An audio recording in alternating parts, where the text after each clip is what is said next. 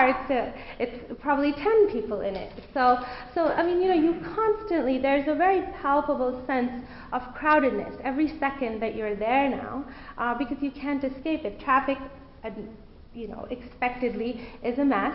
And so this intersection that I'm talking about is, it's very, very busy, because it's got people going back home, and this happened in the late afternoon, into a very busy suburb from all the different places where they've been working all day.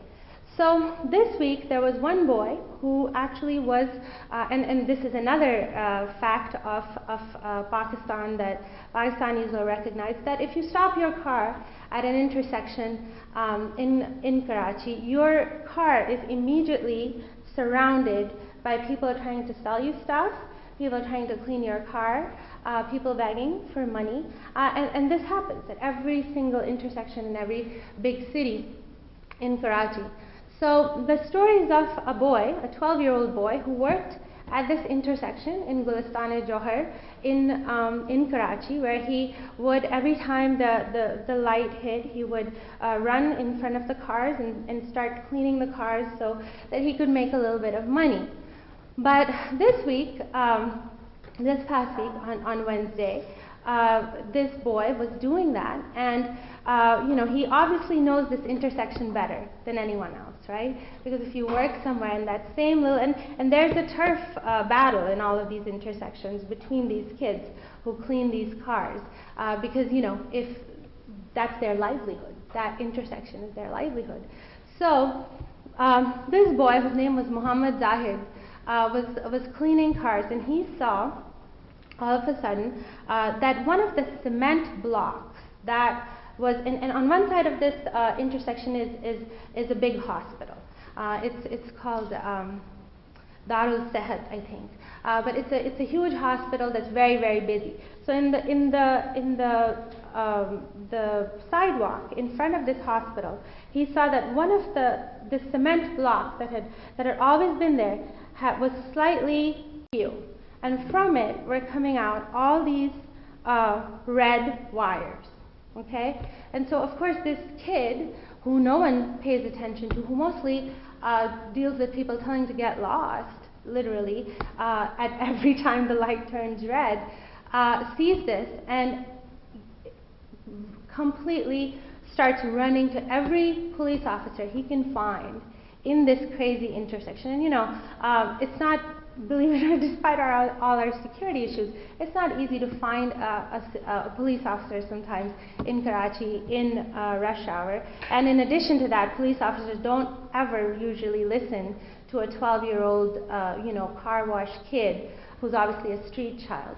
So he went, and but he kept doing it, and he asked these people to come. And finally, some policemen called the bomb disposal squad, and what they found was a huge IED, an improvised explosive device that had been placed in front of a hospital in Karachi that would have gone off because there was an event that had been scheduled to happen at that hospital right around that area. And this little kid, Muhammad Zahid, was therefore responsible, literally, for saving hundreds of thousands of lives, perhaps, in an extremely busy intersection full of pedestrians, full of motorists. And the reason why I tell this story is because it illustrates for me both the potential of people and countries that we don't trust, or we don't know, or we're not used to paying attention to. And it also illustrates the levels of what I call our crimes of compassion. Karachiites drive through this intersection every day. If you're in Karachi, and I've been there, many people here might have been there, you get so tired of these kids asking you for money or trying to clean your car that you're going to say, get lost, just leave me alone, just get lost. I have some other place to get to. I have things to do. I gave charity earlier today, or I give charity to the people who I know, etc., etc. It's a situation that is morally fraught, because you cannot live in that environment where there is so much need, where there is so much just such palpable misery that you cannot but desensitize yourself as someone driving through that intersection day after day from what you see around you. And while that, in a Pakistani, in a local sense, is the moral reality of that situation, it is also the moral reality of American relationship with Pakistan. America is going through an intersection that is Pakistan. It is not the destination for the United States. The goal of the United States is security. It's not being at that intersection. It's driving through it. And so, the next day, this boy was acknowledged. He was given some money by, the provincial government, who saw what he had done. And of course, the story is we're going to give this money, and this kid is going to go to school and improve his life and empower himself. But I'm sure, if you really saw the reality of this child, you might see that his family has incredible amounts of debt that he has to pay off, or that they decide to go buy a new TV instead. This is the reality of what happens when you get to know something. And that is a complete parallel with the way Americans see Pakistan also. Pakistan delivered up Osama bin Laden, they've delivered up all these other dangerous things to the United States. But the question is, well, we've given this money, why don't they spend it on this? Why can't we have this success story that we want from Pakistan?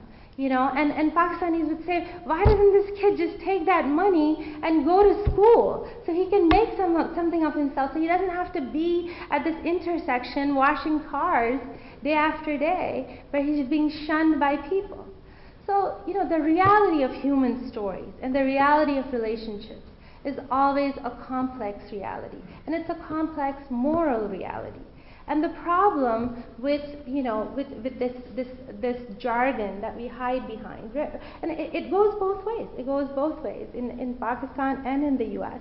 is that it allows us to deflect attention from our own moral complicity in these acts. It allows us to say, it's not my fault. It's someone else's fault, or this problem is too big.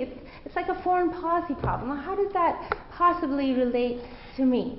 And when I do this, when I speak in public events, people will always ask me, well, what can I do? What can I do? And one problem with the what can I do question is that we've reduced what we can do to giving money or some sort of public act. And we're unwilling to take what we can do inside our heads, inside ourselves, to see whether we can go beyond what makes us most uncomfortable and really see whether we can transcend the difference. The reason why we hear again and again Pakistan and America, Pakistanis will go on and on about how horrible America is, and they have legitimate reason to be suspect. I would say the same thing about Americans. There's been a fraught relationship, and there are complexities to it. But the question is ultimately a question of moral responsibility and sensitivity. Is that, are you willing to confront what makes you most uncomfortable? It makes many Pakistanis uncomfortable to confront little kids like this. It makes Americans uncomfortable to try to figure out, what is this place? What is it that we find so scary about it? How should we go beyond this? And so, that is the basis of what I have to tell you today. That think about this story. Think about the story of this boy, this 12-year-old boy at this intersection in Karachi.